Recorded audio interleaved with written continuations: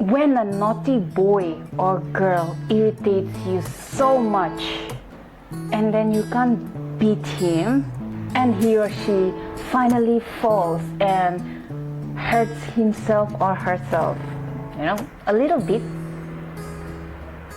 Do you feel good deep inside, thinking, behold, my revenge has been taken?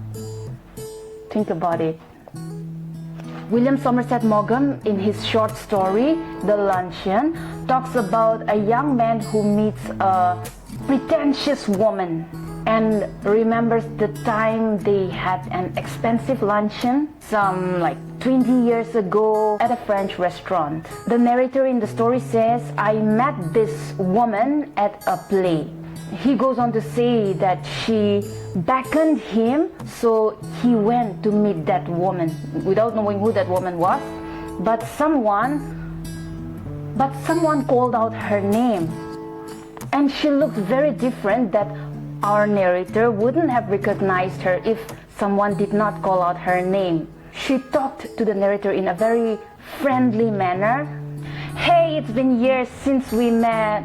How time flies. We're none of us getting any younger. Do you remember the first time I met you? You asked me to luncheon. The narrator doubts if he remembered. And of course he remembered. It was 20 years ago when our narrator was a poor writer. 20 years ago, he was a struggling writer, a poor man who lived in a tiny apartment in a Latin quarter overlooking a cemetery, barely earning to keep his body and soul together.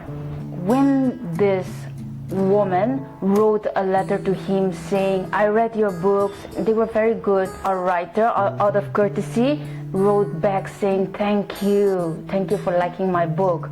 And the woman writes to him again saying that, I'm traveling through Paris, so would you take me out for lunch?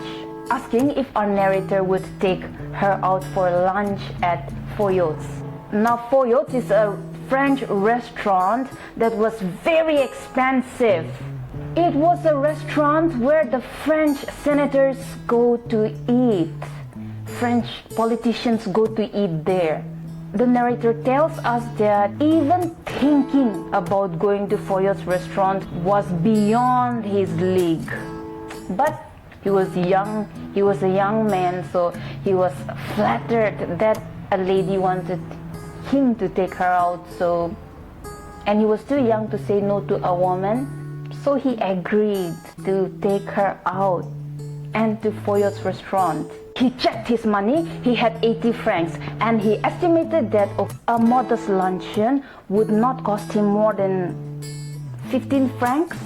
So he decided that for 2 weeks I will not drink coffee, and with that money maybe he could take her out. When he met this girl for the first time, what was his first impression? She was not as young as he expected. She was imposing rather than attractive. She looked respectful, of course, but not that pretty kind of look.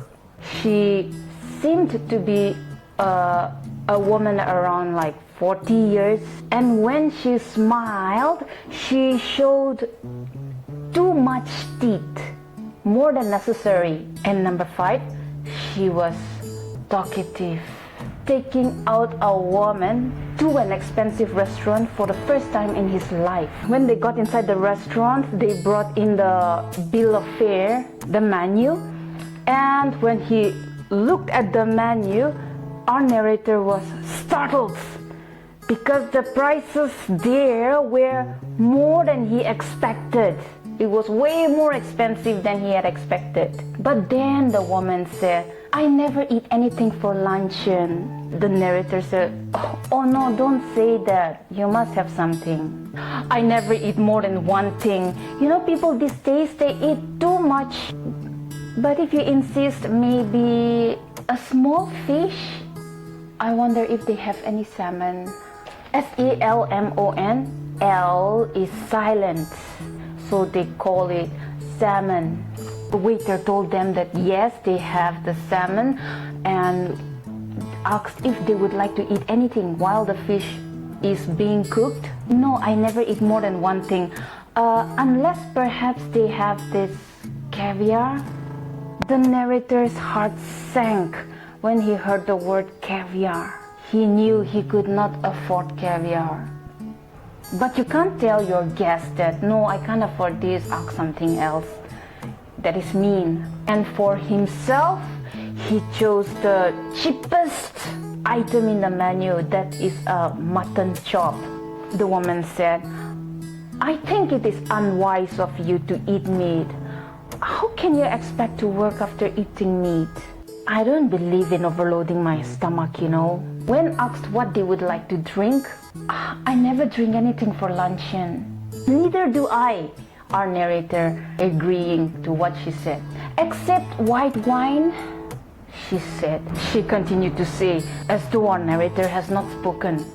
These French white wines are so light, so wonderful for the digestion.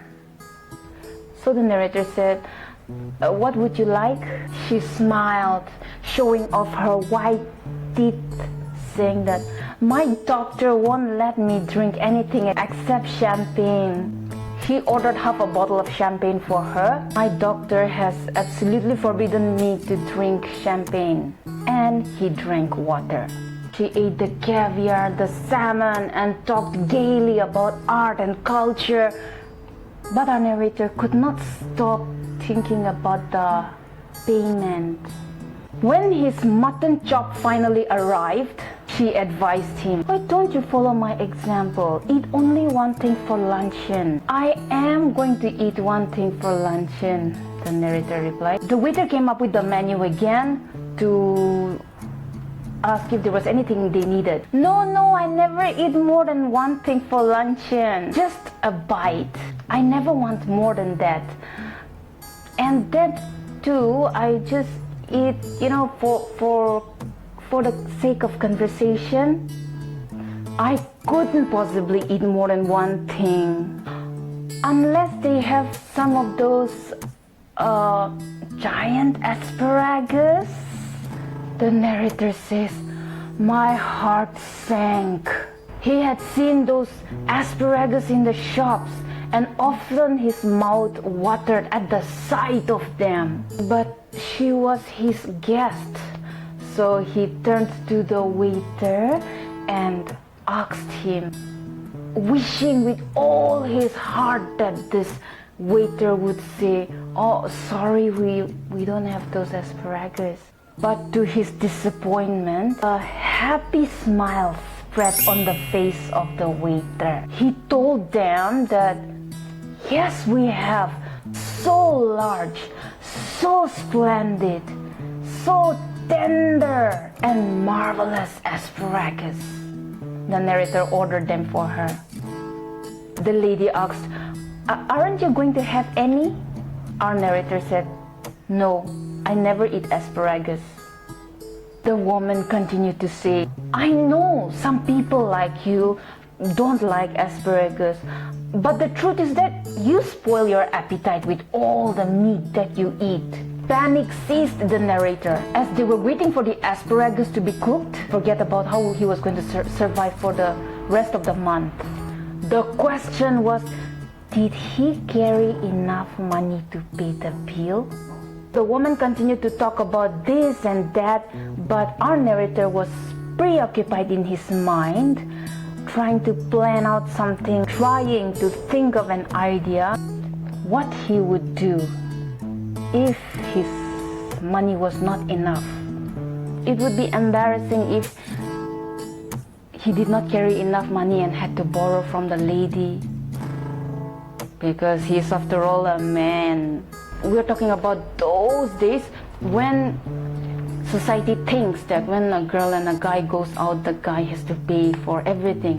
Finally, he had this plan in his mind that if he did not have enough money, he would pretend as though his pocket has been picked. He would make a dramatic cry saying, "Oh, my pocket has been picked."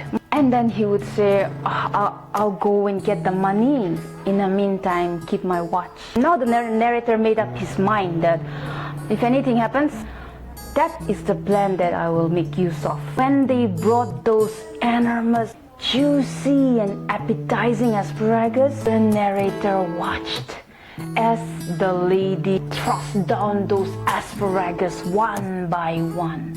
After she had eaten the asparagus alone, he offered her coffee. Yes, just an ice cream and a coffee. The narrator stopped caring. He ordered coffee for himself and ice cream and coffee for the woman. The lady continued to say while she was eating her ice cream, "You know what? One should always get up from the seat feeling as if one could eat more. Are you still hungry?" The narrator asked. "Oh no, I'm not hungry. I was speaking for you. I don't even eat luncheon. In the morning I'll have a cup of coffee and then dinner.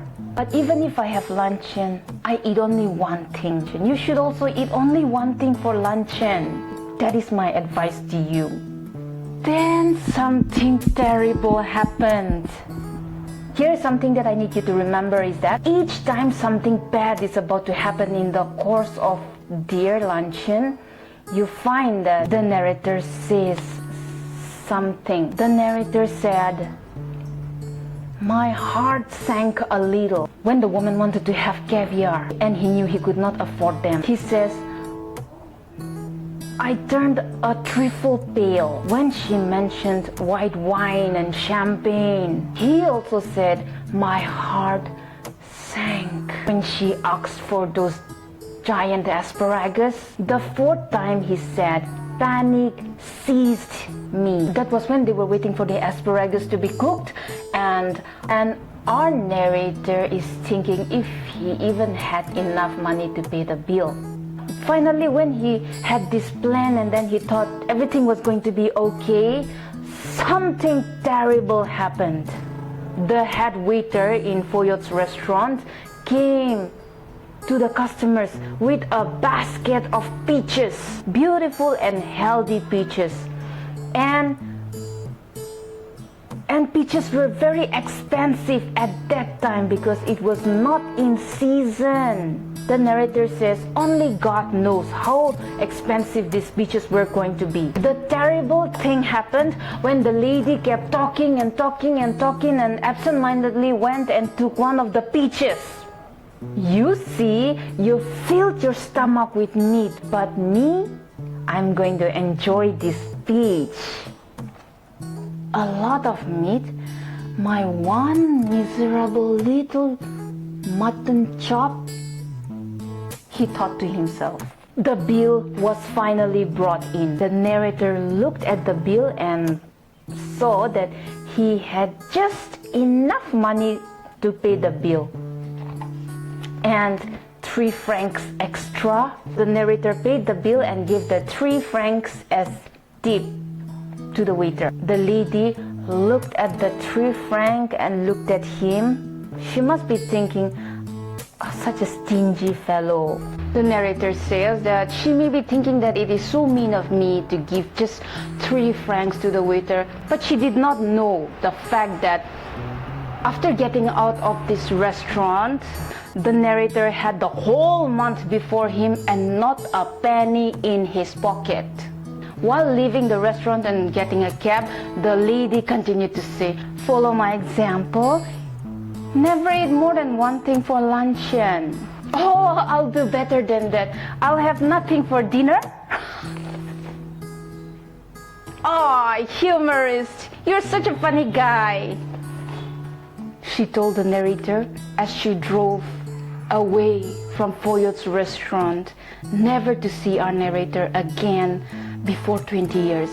After 20 years, when they met at a play that we started in the beginning, the narrator says that, "Yes, the woman brought me so much trouble, but I've had my revenge in the end." I do not think that I am a vindictive person or a revengeful kind of guy, but when the immortal gods take the matter in their hands, I think the gods will forgive me for watching the results with satisfaction and complacency. Today she weighs 21 stones. That means precisely 133.356 kgs. That's all. That's all for today, guys. We'll catch you in the next video. Bye.